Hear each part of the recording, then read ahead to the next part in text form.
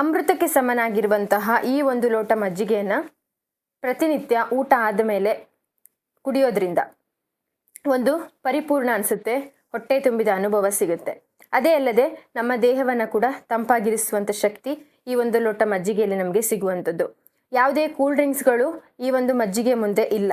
ಅಷ್ಟೊಂದು ಆರೋಗ್ಯಕರವಾಗಿರುವಂಥದ್ದು, ಅಷ್ಟೊಂದು ನಮ್ಮ ದೇಹವನ್ನು ಈ ಒಂದು ಬೇಸಿಗೆ ಬಿಸಿಲಿಗೆ ಉಷ್ಣಾಂಶದಿಂದ ಕಾಪಾಡಿಕೊಳ್ಳೋದಕ್ಕೆ ದಿನನಿತ್ಯ ಒಂದು ಲೋಟ ಮಜ್ಜಿಗೆ ಸಾಕು ನಮ್ಮ ದೇಹವನ್ನು ತಂಪಾಗಿರಿಸ್ಕೊಳ್ಳೋದಕ್ಕೆ. ಹಾಗೆ ಎಷ್ಟೋ ಆರೋಗ್ಯ ಸಮಸ್ಯೆಗಳಿಂದ ದೂರ ಬರೋದಕ್ಕೂ ಕೂಡ ಈ ಒಂದು ಲೋಟ ಮಜ್ಜಿಗೆ ಅನ್ನೋದು ಸಹಾಯ ಮಾಡುತ್ತೆ. ಯಾಕೆ ಈ ಮಜ್ಜಿಗೆ ಬಗ್ಗೆ ಹೇಳ್ತಾ ಇದ್ದೀನಿ ಅಂದರೆ, ಇವತ್ತಿನ ವಿಡಿಯೋದಲ್ಲಿ ಈ ಒಂದು ಮಜ್ಜಿಗೆ ಕೇವಲ ನಮ್ಮ ದೇಹವನ್ನು ತಂಪಾಗಿರಿಸೋದು ಮಾತ್ರವಲ್ಲದೆ ನಮ್ಮ ದೇಹದ ತೂಕದ ಇಳಿಕೆಗೂ ಕೂಡ ಸಹಾಯ ಮಾಡುವಂಥದ್ದು.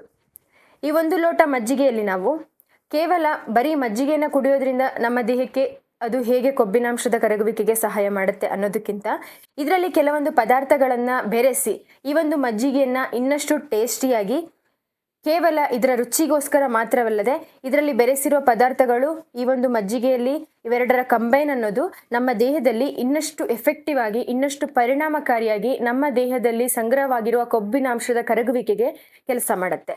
ಹಾಗಾಗಿ ಇವತ್ತು ಈ ಒಂದು ಮಜ್ಜಿಗೆಯಲ್ಲಿ ಕೆಲವೊಂದು ಪದಾರ್ಥಗಳನ್ನು ಬೆರೆಸಿಕೊಂಡು ಇನ್ನಷ್ಟು ಆರೋಗ್ಯಕರವಾಗಿ, ಯಾವುದೇ ರೀತಿ ಸೈಡ್ ಎಫೆಕ್ಟ್ಸ್ ಇಲ್ಲದೆ ನಮ್ಮ ದೇಹದ ತೂಕವನ್ನು ಇಳಿಸಿಕೊಳ್ಳೋದಕ್ಕೆ ಸಹಾಯ ಮಾಡುವ ಈ ಒಂದು ಮಜ್ಜಿಗೆಯನ್ನು ಯಾವ ರೀತಿ ತಯಾರಿಸಬೇಕು ಅನ್ನೋದನ್ನ ನಿಮಗೆ ತಿಳಿಸ್ಕೊಡ್ತಾ ಇದ್ದೀನಿ.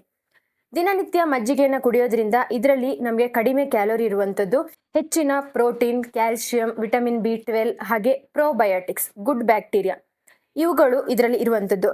ಇವು ನಮ್ಮ ದೇಹದಲ್ಲಿ ಅನೇಕ ರೀತಿಯ ಆರೋಗ್ಯ ಸಮಸ್ಯೆಗಳಿಂದ ಚೇತರಿಸಿಕೊಳ್ಳೋದಕ್ಕೆ ಸಹಾಯ ಮಾಡುತ್ತೆ. ಇದರಲ್ಲಿರುವಂಥ ಹೆಚ್ಚಿನ ಪ್ರೋಟೀನ್ ಅನ್ನೋದು ನಮಗೆ ಹೊಟ್ಟೆ ತುಂಬಿದ ಅನುಭವವನ್ನು ಕೊಡುತ್ತೆ.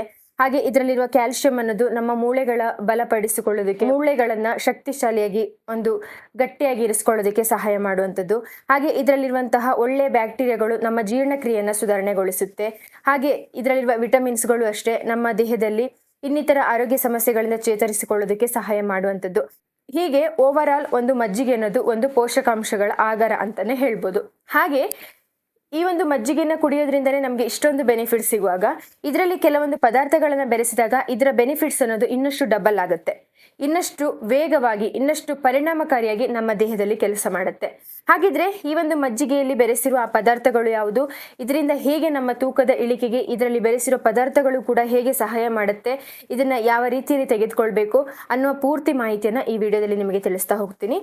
ಅದಕ್ಕೂ ಮುಂಚೆ ಜ್ಯೋತಿ ರೆಸಿಪೀಸ್ ಕನ್ನಡ ಯೂಟ್ಯೂಬ್ ಚಾನಲ್ಗೆ ಎಲ್ಲರಿಗೂ ಸ್ವಾಗತ, ಸುಸ್ವಾಗತ. ಯಾರಾದರೂ ನಮ್ಮ ಚಾನಲ್ನ ಫಸ್ಟ್ ಟೈಮ್ ನೋಡ್ತಾ ಇದ್ರೆ ದಯವಿಟ್ಟು ಚಾನಲ್ನ ಸಬ್ಸ್ಕ್ರೈಬ್ ಮಾಡಿಕೊಂಡು ವಿಡಿಯೋನ ಎಲ್ಲೂ ಸ್ಕಿಪ್ ಮಾಡದೆ ಕೊನೆವರೆಗೂ ನೋಡಿ. ವಿಡಿಯೋ ಇಷ್ಟ ಆದರೆ ಒಂದು ಲೈಕ್ ಮಾಡಿ, ನಿಮ್ಮ ಅಭಿಪ್ರಾಯ ಏನಾದರೂ ಇದ್ದರೆ ಕಮೆಂಟ್ ಮಾಡಿ ತಿಳಿಸ್ಬೋದು. ವಿಡಿಯೋ ಪಕ್ಕದಲ್ಲಿರುವ ಬೆಲ್ಲೈಕನ್ ಪ್ರೆಸ್ ಮಾಡಿದ್ರೆ ನಾವು ಮಾಡುವಂತಹ ಪ್ರತಿ ವಿಡಿಯೋಗಳ ನೋಟಿಫಿಕೇಶನ್ ಅನ್ನೋದು ನಿಮಗೆ ಮೊದಲನೇದಾಗಿ ಬರುತ್ತೆ. ಬನ್ನಿ, ಹಾಗಿದ್ರೆ ಜಾಸ್ತಿ ತಡ ಮಾಡದೆ ಈ ಒಂದು ಅಮೃತವನ್ನು ಹೇಗೆ ತಯಾರಿಸ್ಕೊಳ್ಳೋದು ಅನ್ನೋದನ್ನ ತಿಳ್ಕೊಳ್ಳೋಣ.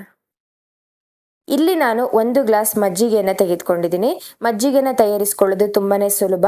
ಗಟ್ಟಿಯಾದ ಮೊಸರನ್ನು ಚೆನ್ನಾಗಿ ಕಡಿದ್ರೆ ಅಥವಾ ಮಿಕ್ಸಿಯಲ್ಲಿ ಹಾಕಿ ಗ್ರೈಂಡ್ ಮಾಡಿದಾಗ ಅದರಲ್ಲಿ ನಮಗೆ ಬೆಣ್ಣೆ ಅನ್ನೋದು ಸಪ್ರೇಟ್ ಆಗಿ ಲಾಸ್ಟಲ್ಲಿ ಉಳಿಯುವಂಥದ್ದು ಮಜ್ಜಿಗೆ.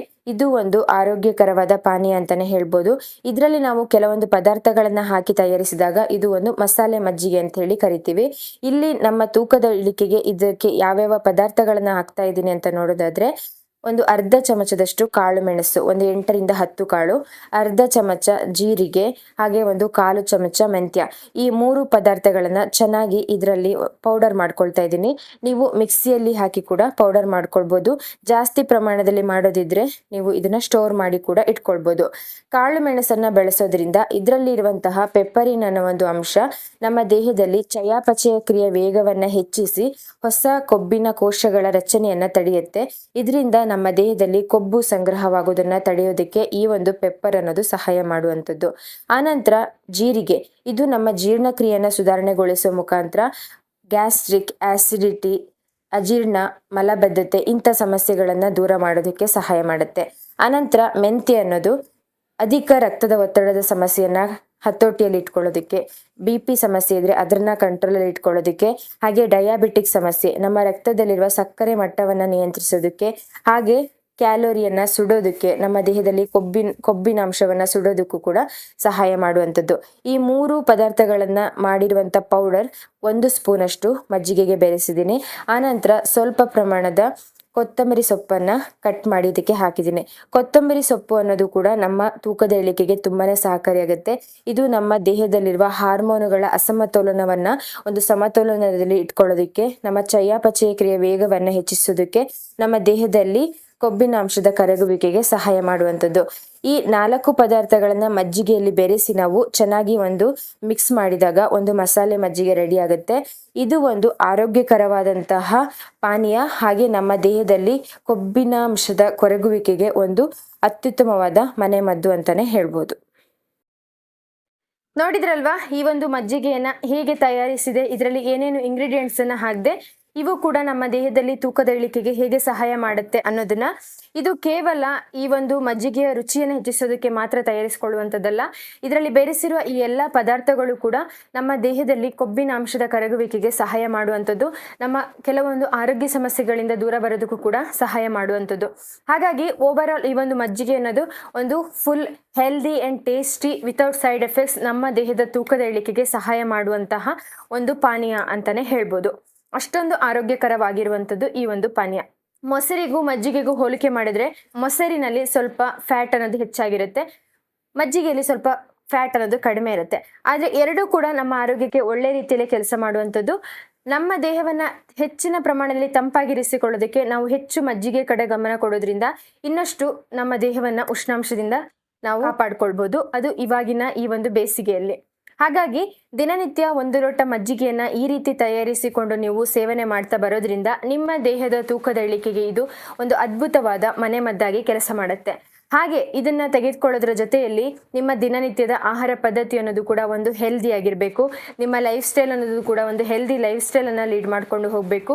ಸ್ಟ್ರೆಸ್ ಫ್ರೀ ಆಗಿರಬೇಕು, ಬಾಡಿಯನ್ನು ಹೈಡ್ರೇಟ್ ಆಗಿ ಇಟ್ಕೊಳ್ಬೇಕು. ಆಫ್ಕೋರ್ಸ್ ಮಜ್ಜಿಗೆಯನ್ನು ಕುಡಿದಾಗ ಬಾಡಿ ಹೈಡ್ರೇಟ್ ಆಗಿರುತ್ತೆ, ಆದರೆ ನಮ್ಮ ದೇಹಕ್ಕೆ ನೀರಿನ ಅವಶ್ಯಕತೆ ಅನ್ನೋದು ಹೆಚ್ಚಾಗಿರುತ್ತೆ. ನಮ್ಮ ದೇಹ 70% ಅಷ್ಟು ನೀರಿನಿಂದ ಕೂಡಿರುವಂಥದ್ದು.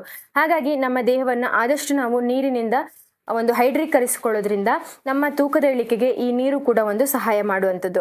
ಈ ಎಲ್ಲ ಒಂದು ಹೆಲ್ದಿ ಲೈಫ್ ಸ್ಟೈಲನ್ನ ರೂಢಿಸ್ಕೊಂಡು ಹೋದಾಗ ನಮಗೆ ಖಂಡಿತವಾಗಿ ಯಾವುದೇ ರೀತಿ ಕಷ್ಟ ಇಲ್ಲದೆ ನಮ್ಮ ದೇಹದಲ್ಲಿ ತೂಕದ ಇಳಿಕೆಗೆ ತುಂಬಾ ಆರಾಮಾಗಿ ನಾವು ನಮ್ಮ ದೇಹದ ತೂಕವನ್ನು ಇಳಿಸ್ಕೊಳ್ಬೋದು, ಅದು ಯಾವುದೇ ರೀತಿ ಅಡ್ಡ ಪರಿಣಾಮ ಆಗದೇ ಇರುವ ರೀತಿಯಲ್ಲಿ.